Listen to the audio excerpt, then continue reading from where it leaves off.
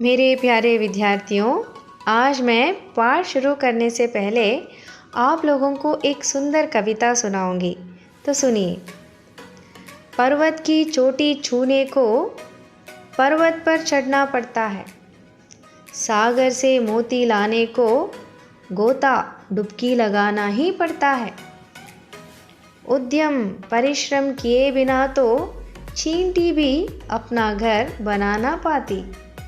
उद्यम किए बिना तो सिंह को भी अपना शिकार मिल ना पाता। बच्चों, इस कविता से हमें क्या संदेश मिलता है? हाँ, जीवन में सफलता पाने के लिए सबसे पहले बिचेंद्री पाल की तरह अपना लक्ष्य निर्धारित करो।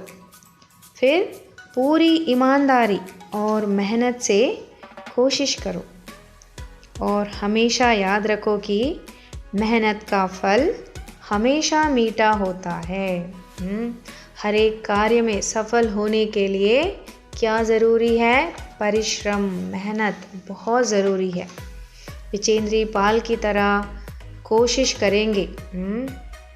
कोशिश करने वालों की कभी हार नहीं होती है। तो चलिए बच्चों, आज हम इस आदर्श गुण को अपनाकर आज की कक्षा के क्रियाकलाप में भाग लेंगे। तो आज का विषय क्या है? महिला की साहस गाथा। इस पाठ से संबंधित अभ्यास भाग की चर्चा करना। पाठ पढ़कर उत्तर के साथ तैयार बैठे हैं ना? तो चलिए शुरू करते हैं।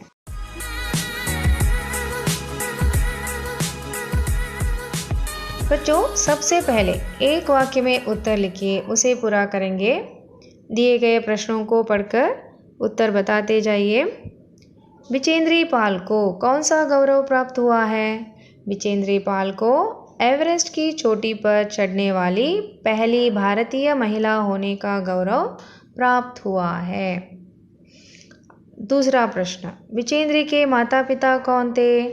बिचेंद्री की माता हंसा देई नेगी और पिता किशन पाल सिंह थे। तीसरा प्रश्न देखिए, बिचेंद्री ने क्या निश्चय किया? बिचेंद्री ने अपने बड़े भाई की तरह पहाड़ों पर चढ़ने का निश्चय किया। चौथा प्रश्न, बिचेंद्री ने किस ग्लेशियर पर चढ़ाई की? बिचेंद्री ने सन 1982 में गंगोत्री ग्लेशियर, जिसकी ऊंचाई 6672 मीटर है, उस पर चढ़ाई की। बच्चों, अब पांचवा प्रश्न, सन 1983 में दिल्ली में कौन सा सम्मेलन हुआ था? उसे देखिए। सन 1983 में दिल्ली में हिमालय पर्वतारोहियों का सम्मेलन हुआ था। आगे का प्रश्न पढ़िए। एवरेस्ट पर भारत का झंडा फहराते समय पाल के साथ कौन थे? एवरेस्ट पर भारत का झंडा फहराते समय पाल के साथ पर्वतारोही अंगदौरजी थे। कर्नल का नाम क्या था? कर्नल का नाम कुल्लर था। लाटू कौन सी रस्सी लाया था? लाटू नायलॉन की रस्सी लाया था। बच्चों, अब आगे का प्रश्न देखिए। बिचेंद्री ने तैले से कौन सा चित्र निकाला? बिचेंद्री ने तैले से हनुमान चालीसा और दुर्गा माँ का चित्र निकाला। 10वां प्रश्न, कर्नल ने बधाई देते हुए बिचेंद्री से क्या कहा? कर्नल ने बधाई देते हुए बिचेंद्री से यह कहा कि देश को तुम पर गर्व है। आगे का प्रश्न देखिए। मेजर का नाम क्या था? मेजर का नाम कुमार था। अब अंतिम प्रश्न क्या है?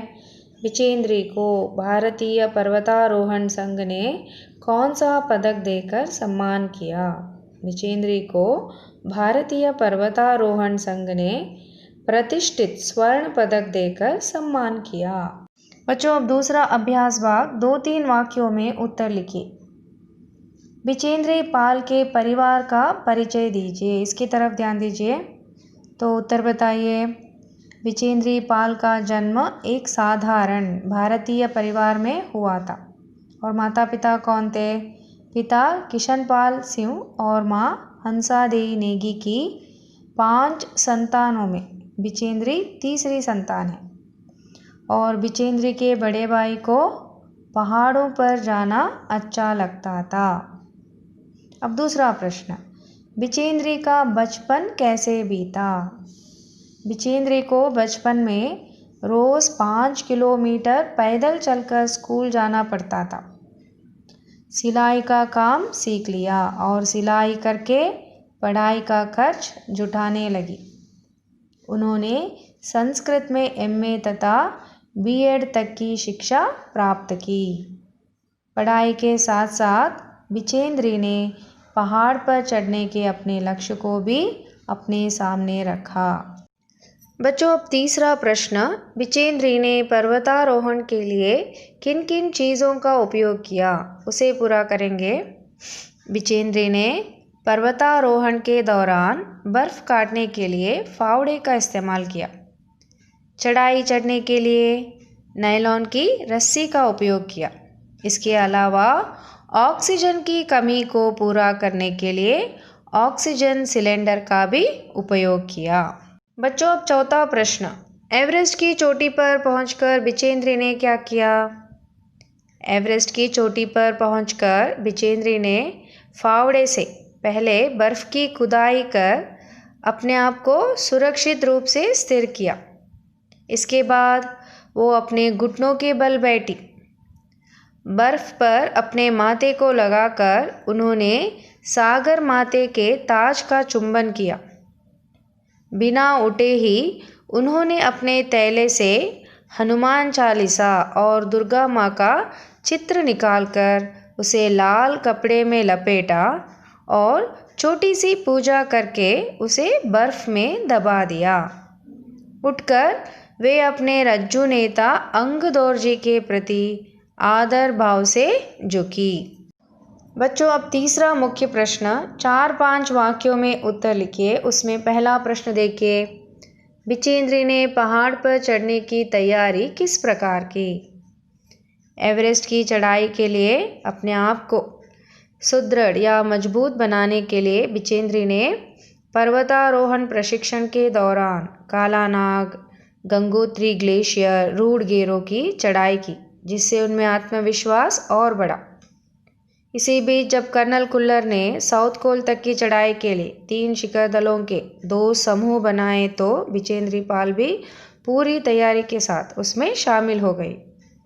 तो उस दिन बिचेंद्री सुबह 4 बजे उठकर बर्फ़ पिघलाकर चाय बनाई। कुछ बिस्कुट और आधी चॉकलेट का हल्का नाश्ता करने के पश्चात वे लगभग 5:30 बजे अपने तंबू से अंगदौर्जी के साथ एवरेस्ट की चढ़ाई के लिए निकल पड़ी। पर्वतारोहण के लिए उन्होंने फावड़ा, नायलॉन की रस्सी और ऑक्सीजन सिलेंडर का भी इंतज़ाम किया। बच्चों, अब दूसरा प्रश्न, दक्षिणी शिखर पर चढ़ते समय बिचेंद्री के अनुभव के बारे में लिखिए। दक्षिणी शिखर के ऊपर हवा की गति बढ़ गई थी। बिचेंद्री पाल नायलॉन रस्सी के सहारे एक निश्चित गति से आवश्यक 4 लीटर ऑक्सीजन की अपेक्षा लगभग 2.5 लीटर ऑक्सीजन प्रति मिनट की दर से लेकर ऊपर चढ़ रही थी। जैसे ही लाटू ने रेगुलेटर पर ऑक्सीजन की आपूर्ति बढ़ाई तो बिचेंद्री को कठिन चढ़ाई आसान लगने लगी। उस ऊंचाई पर तेज़ हवा के झोंके बुरबुरे बर्फ़ के कणों को चारों तरफ उड़ा रहे थे, जिससे कुछ दिखाई नहीं दे रहा था। तभी बिचेंद्री पाल ने यह देखा कि थोड़ी दूर तक कोई ऊंची चढ़ाई नहीं है। ढलान एकदम सीधी नीचे चली गई है। उन्हें लगा कि सफलता बहुत नज़दीक है। 23 मई 1984 के दिन दोपहर के 1:07 पर बिचेंद्री एवरेस्ट की चोटी पर खड़ी थी। बच्चों, अब तीसरा प्रश्न, प्रस्तुत पाठ से क्या संदेश मिलता है? प्रस्तुत पाठ से हमें यह संदेश मिलता है कि महिलाएं भी साहस प्रदर्शन में पुरुषों से कुछ कम नहीं हैं।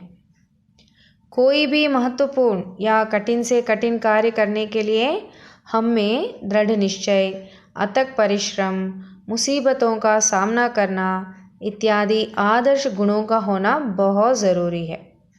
तभी हम बिचेंद्री पाल की तरह सफलता की ऊंचाई तक पहुंच सकते हैं। मेहनत संसार में सफलता प्राप्त करने का महत्वपूर्ण साधन है और मेहनत का फल हमेशा मीठा होता है।